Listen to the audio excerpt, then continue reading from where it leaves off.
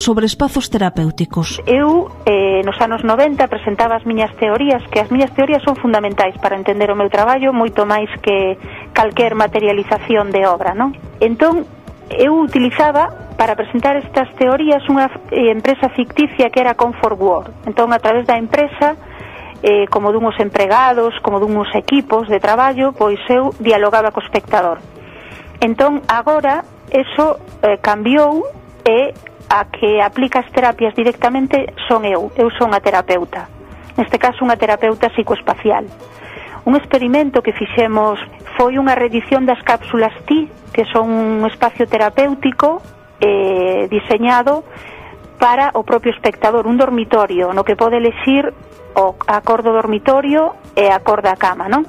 Hai un cuestionario con unha serie de preguntas que analizan personalidade, situación persoal e despois unha gama de cores para relacionar unha cousa coa outra, non? Entón, para facer este experimento, a construción de 4 TIs, decidín elexir a 4 persoas como moi dispares, de disciplinas moi dispares, non? Entón, por exemplo, en este experimento, para a música, elexín a Mercedes Peón, está feito, ela fixo o seu propio TI. Para a literatura, Marica Campo. Para un psicólogo terapeuta, Miguel Anxo García, psicólogo do Clínico de Santiago. E como de ciencias, Pilar Bermejo, catedrática de Química Analítica. Entón, en este proxecto eu funciono como terapeuta psicoespacial. Diseño cápsulas terapéuticas personalizadas que o espectador pode construir para sí a través da cor, o sea, pode decidir unha cor para construir un lugar mental para ter consigo mesmo, non?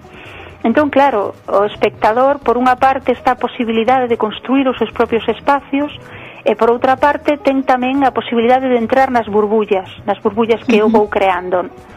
Ao longo da miña traxectoria teño creado moitas.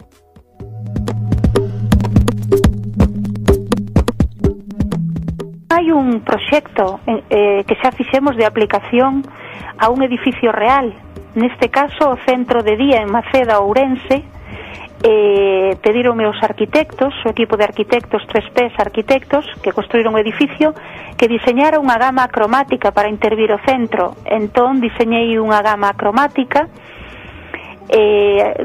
aplicando cualidades psicolóxicas ás cores, non? Entón, pois, por exemplo, as salas de consulta e rehabilitación van nun verde curativo, o hall de entrada nun amarelo sol, as salas polivalentes nun verde enerxético con ceo azul, o comedor nun laranxa vivo, por exemplo, as zoas de oficinas nun azul activo. Entón, pois, o primeiro proxecto, o primeiro paso de aplicación a un lugar real das miñas teorías, pois xa está feito, aínda non está aberto ao público, pero sí existe xa como proxecto.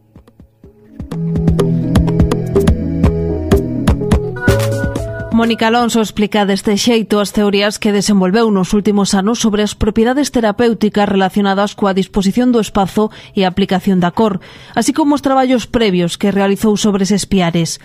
Pois ben, desas teorías parte o proxecto Algo máis de cor, terapia habitación de hospital.